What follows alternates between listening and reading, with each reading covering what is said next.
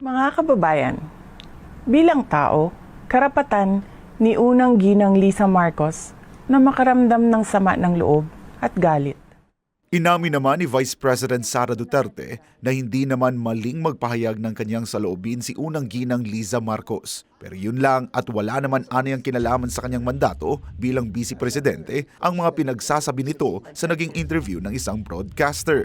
Subalit, ang kanyang personal na damdamin ay walang kinalaman sa aking mandato bilang isang opisyal ng pamahalaan. Sabi ni Vice President Sara, sila na lang ni Pangulong Bongbong Marcos ang mag-uusap patungkol sa bagay na ito. Upang makausad tayo, iiwan na natin sa isang pribadong pag-uusap sa pagitan lamang namin ni Pangulong Bongbong Marcos Jr. ang mga susunod na hakbang. Ipinunto din ni Vice President Sara na mas makabubuting ituon na lang ang pansin sa pagresolba sa iba't ibang problema na kinakaharap ng bansa. Inihalimbawa niya ang mataas na presyo ng mga bilihin, di maayos na supply ng tubig at kuryente, idagdag pa ang muling paglaganap ng droga at terorismo.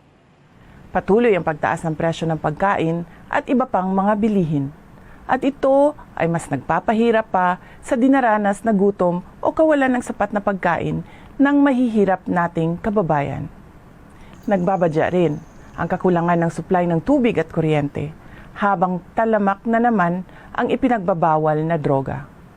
Samantala, hindi pa rin natatapos ang banta ng kriminalidad, terorismo at insurhensiya sa ating bansa.